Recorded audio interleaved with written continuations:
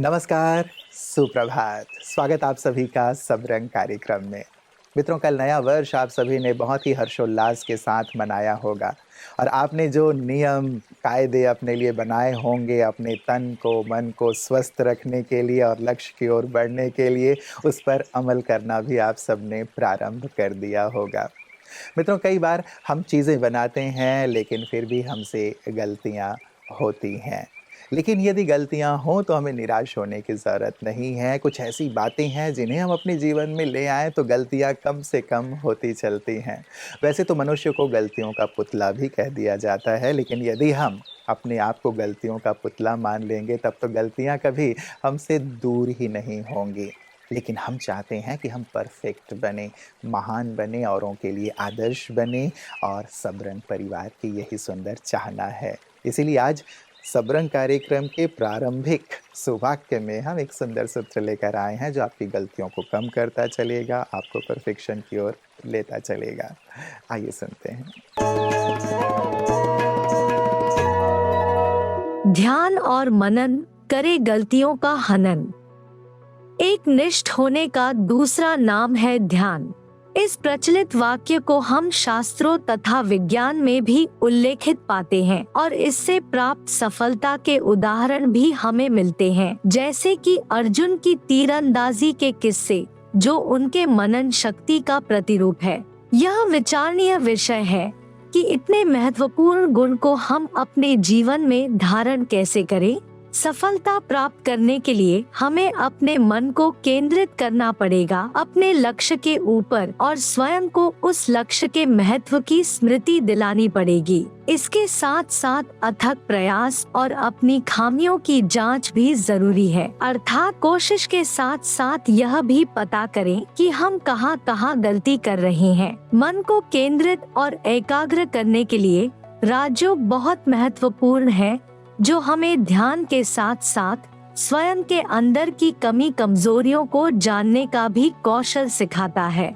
यह सत्य है कि मनुष्य अगर सफलता की ऊंचाई को प्राप्त करना चाहता है तो उसे भी स्थिरता के उस शिखर पर पहुंचना होगा, जहां वो हलचल से दूर ध्यानपूर्वक अपने आप को जान पाए, खुद को श्रेष्ठ बना पाए। इसीलिए यह याद रखिए कि जितना केंद्रित मन उतना ही सफल जीवन। मित्रों, कहते हैं स्वस्थ रहे शरीर तो संभव है हर काम, स्वास्थ्य यदि साथ है तो तय होगा हर मुकाम। आप अपने मुकाम तक पहुँचें, लक्ष्य तक पहुँचें, इसके लिए स्वस्थ रहना नितांत आवश्यक है। तो मित्रों, स्वास्थ्य का ध्यान देना भी बहुत बहुत ज़रूरी है, क्योंकि ठंडी चारों ओर पड़ रही है। नए वर्ष की शुरुआत के साथ साथ ठंडी ने भी बहुत तेज़ी से दस्तक दी है, खास करके उत्तर भारत में।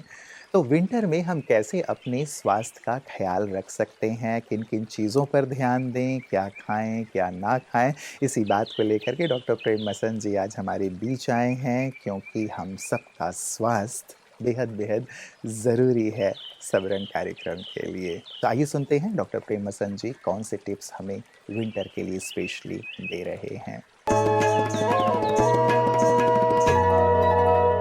भारत में शीत ऋतु, ठंडी का मौसम मिड नवंबर से मिड फरवरी तक चलता है। पर इस मौसम का जो ड्रॉबैक है वो है, पहला ड्राई कूल एयर, ठंडी हवा और सूखी हवा। और दूसरा इस वेदर का ड्रॉबैक है कि हमारी खून की धमनियों में कंस्ट्रिक्शन होता है, नैरोइंग होता है, और उसके कारण कई तरह के प्रॉब्लम शरीर में आते हैं। ऑक्सीजन सप्लाई भी हमारा कम हो जाता है, सन एक्सपोजर कम होता है, क्योंकि दिन हमारे शॉर्ट रहते हैं, नाइट लॉन्ग रहती है, तो विटामिन डी की भी डेफिशिएंसी आ जाती है। इसके कारण शरीर में तरह तरह के प्रॉब्लम आते हैं, कई तरह की बीमारियां भी आती हैं। उसमें मुख्य है, अगर हम ऊपर से शुरू करें तो stroke, blood pressure, cardiac problem, ये हमारे मेजर आ जाते हैं। दूसरा है रनिंग नोज, कोल्ड, फ्लू, ये सेकंड प्रॉब्लम है। तीसरा है अपर रिस्पिरेटरी इन्फेक्शन, निमोनिया, ये थर्ड प्रॉब्लम है। चौथा है हमारे स्किन के प्रॉब्लम भी बढ़ जाते हैं, जॉइंट पेन भी चालू हो जाते हैं, जॉइंट इन्फ्लेमेशन हो जाता है। इसलिए हमें ज़रूरी है कि इन बीमारियों से बचने के लिए प्रिवेंशन करें। अस्थमा वो भी एक मेजर इश्यू हो जाता है, फ्लेयर अप हो जाता है। इसके लिए हमें कुछ न कुछ preventive measure day to day life में अप्लाई करने पड़ेंगे, जिसको हम देखेंगे हमारे नेक्स्ट एपिसोड में।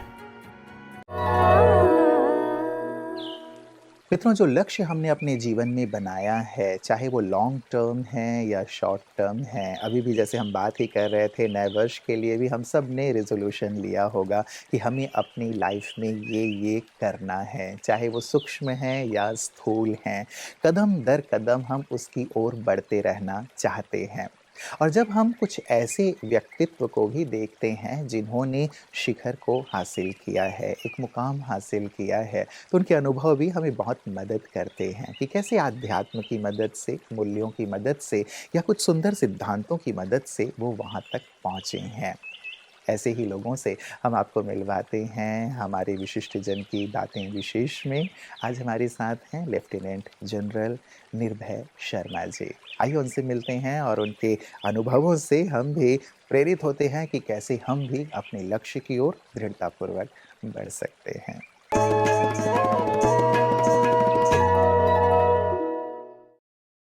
राजनीति और राजनीतिज्ञ को पब्लिक के साथ एक नेता का काम करना है, तो एज ए लीडर। तो मेरा सेना का जो एक्सपीरियंस था जी जी, तो वहाँ पर एक चैटवुड हॉल है, जहाँ पे एक इंडियन मिलिट्री एकेडमी का एक तरह से वो मंदिर है, और वहाँ पर एक जनरल चैटवुड ने वो एक मोटो दिया था। तो वो मोटो था, safety, honour and welfare of your country comes first, safety, honour and welfare of the troops under your command comes next, your own safety and well being comes last, always and every time. जी जी। तो एक ये जो मोटो है, मैं समझता हूँ इसका एक राजनीतिक और राजनेता के जीवन में भी बहुत इसकी वैल्यू है। अगर हम पिछले 50 साल या आज़ादी से पहले का समय लें, तो उस समय, अब सब कहते हैं कि उस समय जो राजनीतिज्ञ थे वो देश प्रेम की भावना से बहुत जुड़े हुए थे, और जो कुछ समाज के बुराइयां हैं, राजनीति में जो गंदगी आ गई है, वो वहाँ नहीं थी। मेरी समझ में सबसे बड़ी बात जो उस वक्त थी वो ये थी कि एक बड़ा लक्ष्य साफ था कि हमें देश को आज़ाद कराना है। तो उस आज़ादी में सब एक साथ जुड़ गए थे और उसके अलावा और कुछ सोचते नहीं थे। राजनीति हो या राजनीतिज्ञ हो, वो भी इसी समाज से आते हैं। तो अगर समाज में तब्दीलियां हो रही हैं, अगर समाज में कुरीतियां आ गई हैं, तो वो पॉलिटिक्स में भी रिफ्लेक्ट करेगी। जी जी।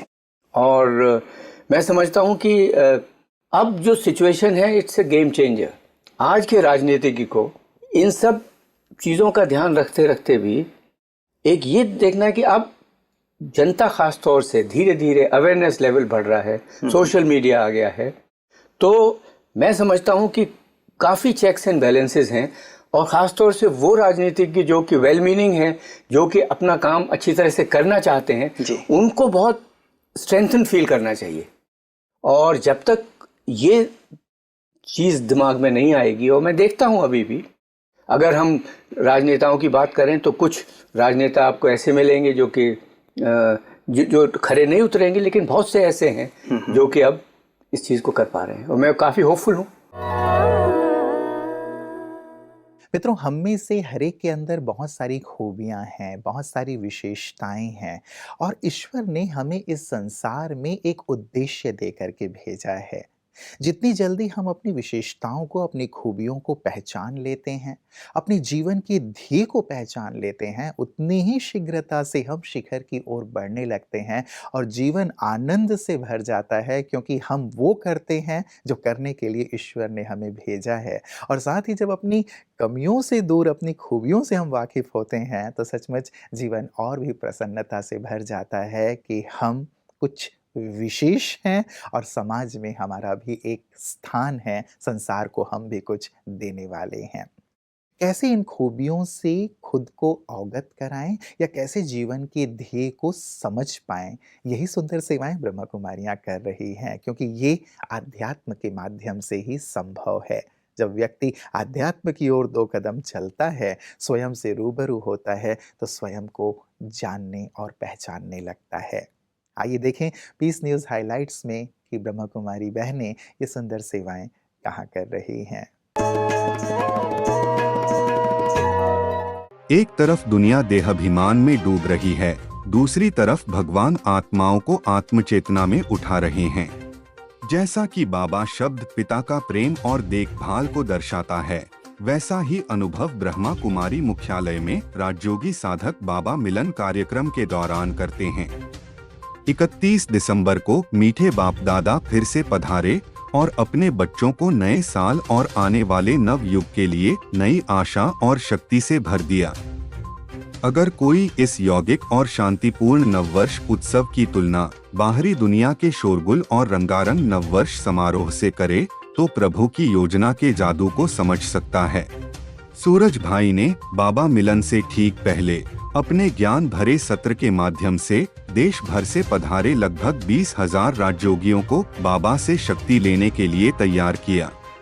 हमें अपने को एवर रेडी करना है। बाबा 3 शब्द बोलते आए हैं, अचानक, एवर रेडी और लंबे समय का अभ्यास।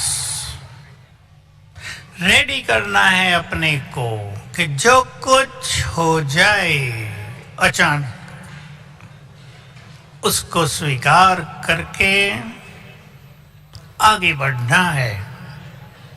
कोई ये भी ना सोचे कमाने वाला चला गया, अब परिवार को कौन खिलाएगा, खिलाने वाला ऊपर बैठा है। डायमंड हॉल में इकट्ठे हुए आध्यात्मिक साधकों के लिए मंच पर दादियों का दर्शन रोमांचकारी और उत्साहवर्धक था।